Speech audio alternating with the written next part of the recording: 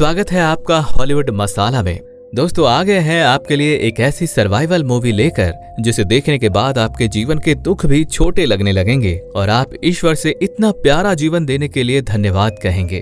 तो कहानी शुरू होती है और हमें एक लड़का दिखाया जाता है जिसका नाम लुइस जेम्स प्रेनी होता है, जो बहुत ही शरारती है और अपने घर वालों के खिलाफ नशीली चीजों का सेवन करता है। ऐसे ही जब एक दिन ग्राउंड में शराब पी रहा था तब इसे कुछ लड़के देख लेते हैं और इसके पीछे लगते हैं, लेकिन ये वहां से इतनी तेज भागता है कि इसका भाई देखकर हैरान रह जाता है क्योंकि वो भी एक अच्छा रनर है और लुइस उससे भी बेहतर भाग रहा था। लुइस का भाई उससे बात करता है कि तुम्हें भी मेरे साथ प्रैक्टिस करना चाहिए, लेकिन लुइस को इसमें कोई दिलचस्पी नहीं थी। पर जब उसका भाई जिद करता है तो लुइस भी मान जाता है।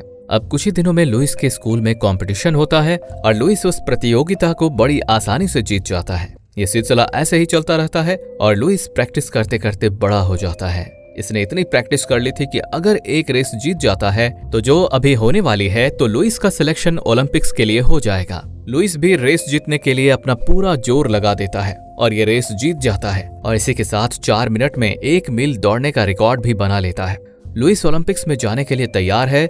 जब वो अपने बड़े भाई से मिलता है तो इमोशनल हो जाता है और उन्हें भी अपने साथ चलने के लिए कहता है। उसका बड़ा भाई कहता है कि मुझे पता है तुम रेस कभी नहीं जीतोगे, लेकिन लुइस एक बात याद रखना, जिंदगी में कभी भी हार मत मानना। लुइस इसी के साथ आगे बढ़ता है और हमें दिखाया जाता है कि लुइस 1936 की 5000 मीटर की रेस में दौड़ रहा होता है, लेकिन वो हारने की कगार पर है और जैसे ही लास्ट राउंड आता है वैसे ही लुइस रेस को 56 सेकेंड में ही खत्म कर देता है। लुइस यहाँ जीत तो नहीं पाता, लेकिन अपने नाम का एक नया रिकॉर्ड जरूर बना लेता है। लुइस के परिवार वाले भी ये सब रेडियो पर सुन रहे होते हैं, जिससे उनको भी खुशी का ठिकाना नहीं होता। लुइस अब अगले ओलंपिक की तैयारी में जुट जाता है, लेकिन 1940 आते आते दूसरा विश्व युद्ध चालू हो चुका था और ओलंपिक भी रद्द कर दिया जाता है, जिसके बाद लुइस भी आर्मी ज्वाइन कर लेता है और हमें बताया जाता है कि लुइस और उसके साथी एक प्लेन में जा रहे होते हैं जो अभी अभी जापान के किसी कैंप पर हमला करने आए हैं। और जब ये सफलता पाकर वापस लौटते हैं तो इन्हें बताया जाता है कि कुछ लोग समुद्र में फंसे हैं और उन्हें बचाने के लिए ऊपर से ऑर्डर आया है, हमें फौरन निकलना होगा। लुइस और उसके बाकी के साथी अपने प्लेन से निकलते हैं, लेकिन बीच रास्ते में ही इनके प्लेन में तकनीकी खराबी आ जाती है और प्लेन वहीं क्रैश हो जाता है। हादसा इतना बड़ा था कि लुइस और उसके 2 साथियों को छोड़कर बाकी सब मारे जाते हैं। ये तीनों अपनी जान बचाने के लिए जल्दी से बोट में चढ़ जाते हैं और उनके पास जो भी सामान होता है, ज्यादा तो नहीं, बस कुछ पानी और एक चॉकलेट का डब्बा होता है, उससे वो आज की रात गुजार लेते हैं। और जब अगले दिन ये तीनों आपस में बातें करते हैं, प्लेन गुजरता है, ये खुश हो जाते हैं, लेकिन कोई फायदा नहीं। प्लेन अपनी गति में होता है, वहां से निकल जाता है। प्लेन जाने के बाद जब लुइस चॉकलेट का डब्बा देखता है तो उसे वो बिल्कुल खाली मिलती है, क्योंकि उन तीनों में से एक ने, जिसका नाम मैक होता है, उसने रात में ही सारी की सारी चॉकलेट खा ली थी। लुइस उसे गालियां देता है और गुस्सा करता है, लेकिन अब कोई फायदा नहीं। जैसे तैसे ये अगले 3 दिनों तक वहां बिना खाए गुजार लेते हैं, लेकिन जब एक दिन वहां पर एक पक्षी आता है तो ये तीनों उसे पकड़कर कच्चा ही खाने लगते हैं। पर जल्द ही तीनों को इसका खामियाजा भी भुगतना पड़ता है और ये उल्टी कर देते हैं। लेकिन इनके दिमाग में एक आइडिया आता है, ये उस पक्षी को चारा बनाकर मछलियों को पकड़ने लगते हैं। इनकी ये योजना सफल होती है। ये जैसे तैसे कच्ची मछलियां खाते हैं और सो जाते हैं। रात में यहाँ बहुत तेज बारिश होती है और ये पेट भर के पानी पीते हैं, लेकिन बारिश कब तूफान में बदल जाती है इन्हें सोचने का समय नहीं मिलता। तूफान इतना तेज था कि इन सबको लगने लगता है कि ये उनकी आखिरी रात है। इसलिए लुइस प्रार्थना करता है कि अगर आज वो किसी तरह से बच जाता है तो वो अपना पूरा जीवन ईश्वर को समर्पित कर देगा। संयोग से ये तीनों बच जाते हैं और तो और इन्हें एक प्लेन भी दिखाई देता है और फिर से इनकी खुशी का ठिकाना नहीं रहता। लेकिन ये खुशी ज्यादा समय तक नहीं टिकती, क्योंकि वो प्लेन जापान का होता है और इन पर फायरिंग करना शुरू कर देता है। तीनों अपनी जान बचाने के लिए पानी में कूद जाते हैं, जिससे इनकी जान तो बच जाती है, लेकिन कुछ गोलियां इनकी बोट पर भी लग जाती हैं और इनकी बोट में पानी घुसना शुरू हो जाता है। ये किसी तरह अपनी बोट को सुधारते हैं और उसमें जैसे तैसे अपना समय गुजारते हैं। अब इनको यहाँ पूरे 45 दिन हो जाते हैं। इसी कारण इनका एक साथी हिम्मत हार जाता है और उसकी मृत्यु हो जाती है। लुइस और फिल ये सब देखकर होपलेस हो जाते हैं और अपने साथी को पानी में बहा देते हैं, जिसके बाद लुइस और फिल वहां पर लेटे लेटे अपने मौत का इंतजार करने लगते हैं। लेकिन शायद इनकी किस्मत में कुछ और ही था, क्योंकि अगले 2 दिनों में इनके सामने एक शिप आता है और ये शिप किसी और का नहीं बल्कि जापान का होता है। जापानी सोल्जर इन दोनों को उनके कैंप ले जाते हैं, जहाँ बहुत सारे दुश्मन देश के कैदी होते हैं। इन्हें ग्राउंड में इकट्ठा किया जाता है और लुइस के पास एक जापानी सोल्जर आकर कहता है कि मेरी आंखों में देखो। और जब लुइस ऐसा करता है तब जापानी सोल्जर उसे एक पंच मारकर कहता है कि आइंदा ऐसी गलती कभी मत करना। दरअसल यहाँ पर सभी कैदियों को बहुत टॉर्चर किया जाता है क्योंकि जापानी सोल्जर अमेरिकी लोगों से नफरत करते हैं, इसलिए वो जितना चाहे उतना अपनी भड़ास निकाल लेते हैं। ऐसे ही एक दिन कमांडर पूछता है, तुम में से एथलीट कौन है? लुइस अपना हाथ उठाता है और कमांडर अपने साथी के साथ लुइस की रेस करवाता है। लुइस दौड़ने की हालत में बिल्कुल भी नहीं है, लेकिन फिर भी जब वो दौड़ता है तब रेस में हार जाता है और कमांडर उसे बहुत मारता है। जिसके बाद लुइस से मिलने रेडियो से कुछ लोग आते हैं जो कहते हैं कि अमेरिका ने तुम्हें मरा हुआ घोषित कर दिया है, इसलिए हम चाहते हैं कि तुम अपने परिवार को रेडियो के माध्यम से इसकी सच्चाई बताओ। लुइस मान जाता है और रेडियो में अपनी बातें रखने लगता है। तभी लुइस को एक और पर्चा मिलता है जिसमें लिखा था कि तुम्हें रेडियो पर बोलना होगा कि अमेरिकी सरकार अच्छी नहीं है, उन्होंने बचे हुए सोल्जर्स को मरा हुआ घोषित कर दिया है और अपने हाल पर ही छोड़ दिया है। ये सब बोलने के लिए लुइस को मजबूर किया जाता है। दोस्तों, आप सोच सकते हैं कि जब असल जिंदगी में इतने तनाव भरे वातावरण में लुइस को इतना टॉर्चर किया जाता था तब उस पर क्या बीतती होगी। लेकिन लुइस इस बात के लिए साफ मना कर देता है।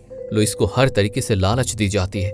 ये लोग कहते हैं कि अगर तुमने ऐसा कह दिया तो हम तुम्हें आजाद कर देंगे, लेकिन लुइस नहीं मानता और अपनी बात पर टिका रहता है। और जब इसका अंजाम लुइस को भुगतना पड़ता है, कमांडर आता है और सभी कैदियों को लाइन में लगाकर लुइस को एक एक पंच मारने को कहता है। पहले तो सभी अमेरिकी मना कर देते हैं, लेकिन जब कमांडर दूसरों को मारने की धमकी देने लगता है तो सभी लुइस को मारते हैं और इतने लोगों की मार खाने के बाद लुइस की हालत खराब हो जाती है। अब कुछ दिन बीतते हैं और एक दिन कमांडर इन सब से बताता है कि उसका प्रमोशन हो गया है और वो यहाँ से जाने वाला है। जब ये बात लुइस के कानों में जाती है तब वो बहुत खुश होता है और अपनी खुशी जाहिर नहीं कर सकता। लेकिन ये खुशी लंबे समय की नहीं थी, क्योंकि एक दिन इनके कैंप में हमला होता है जिससे कैंप भी नष्ट हो जाता है और बहुत से सैनिक मारे जाते हैं। इसलिए इन सबको दूसरे कैंप में शिफ्ट कर दिया जाता है और ये और कोई नहीं बल्कि वही कैंप था जहां उस कमांडर का प्रमोशन हुआ था। जब लुइस कमांडर को देखता है तो वो बेहोश होने लगता है। चूंकि लुइस क्रांतिकारी था, इसलिए कमांडर अपना सारा गुस्सा सिर्फ लुइस पर ही निकालता था। दिन पे दिन बीतते जाते और इन सभी कैदियों की हालत बद से बदतर होती जाती है, क्योंकि ये जगह उनके लिए नरक से भी कम नहीं थी। और जब एक दिन ये सभी नाव में कोयला भरते हैं तभी जापानी सैनिक आता है और एक कैदी को नीचे गिरा देता है, क्योंकि वो कमजोर हो गया था और उससे काम करना मुश्किल हो गया था। नीचे गिरने की वजह से उस अमेरिकी सैनिक को पैर में चोट लग जाती है।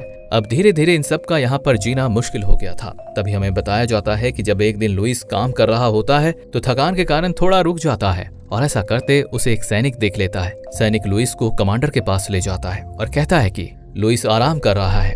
कमांडर तो इसी मौके की तलाश में था कि कब लुइस को रगड़ने का मौका मिले। वो लुइस के पास में रखी भारी भरकम लकड़ी को उठाने को कहता है। लुइस पहले से ही इतना कमजोर हो गया था कि उससे खड़ा होना भी मुश्किल हो रहा था, लेकिन जैसे तैसे हिम्मत करके वो इस बोझ को भी उठा लेता है। अब कमांडर अपने सिपाही से कहता है कि अगर इसके हाथ से ये लकड़ी गिरे तो तुम इसे गोली मार देना। और ये बात सुनकर सब दंग रह जाते हैं, क्योंकि लुइस ये वजन कभी भी गिरा सकता है। और सभी अमेरिकी सैनिक अपना अपना काम छोड़कर लुइस की तरफ देखने लग जाते हैं। बस जैसे ही लगता है कि लुइस अब लकड़ी नहीं उठा पाएगा, वैसे ही लुइस को अपने भाई की याद आ जाती है कि चाहे कितनी भी बड़ी मुसीबत आ जाए, जीवन में हार मत मानना। और लुइस अपना पूरा जोर लगाकर उस लकड़ी को उठा लेता है और कमांडर की आंखों में घूर कर देखने लगता है। कमांडर को यह बिल्कुल पसंद नहीं कि कोई भी उसे घूर कर देखे, इसलिए वो लुइस को बहुत मारता है और लुइस इसी हालत में पूरी रात पड़ा रहता है। कुछ दिनों के बाद इन सभी कैदियों को बताया जाता है कि तुम नदी में नहाकर अपनी अपनी सफाई कर लो, क्योंकि युद्ध अब खत्म हो चुका है। लेकिन इन सब के मन में डर होता है कि ये जापानी सैनिक इन्हें जान से मारने वाले हैं, क्योंकि अब इनमें काम करने की उतनी क्षमता नहीं होती जितनी पहले थी। लेकिन जब कुछ देर बाद वहां से अमेरिकी प्लेन गुजरता है तो इनकी खुशी का ठिकाना नहीं होता और ये सभी इतना खुश हो जाते हैं जितना अपने जीवन में शायद आज से पहले कभी नहीं हुए होंगे। अब अमेरिकी सिपाही इन्हें खाना पीना देते हैं और सभी को आखिर में इतना परेशानी से जूझने के बाद सुरक्षित अपने देश पहुंचा दिया जाता है। कहानी के अंत में लुइस को बताया जाता है, जो अपने परिवार के साथ खुश था, जिसके कुछ समय बीतने के बाद लुइस उस कमांडर से मिलने जापान जाता है ताकि वो जान सके कि आखिर वो लुइस से इतना नफरत क्यों करता था। लेकिन उसने लुइस से मिलने से साफ मना कर दिया होता है। लुइस 80 साल की उम्र में जापान में हो रहे ओलंपिक्स में भी भाग लेता है, जो उसका बरसों से सपना था। लुइस की मुसीबतों के आगे मुझे मेरी मुसीबतें फीकी सी मालूम पड़ती हैं। आपका क्या ख्याल है? कमेंट में जरूर बताइएगा और चैनल को सब्सक्राइब भी जरूर करिएगा। इसी के साथ हमारी ये शानदार कहानी यहीं पर समाप्त होती है। मिलते हैं अगली वीडियो में, तब तक के लिए आपका दिल से धन्यवाद।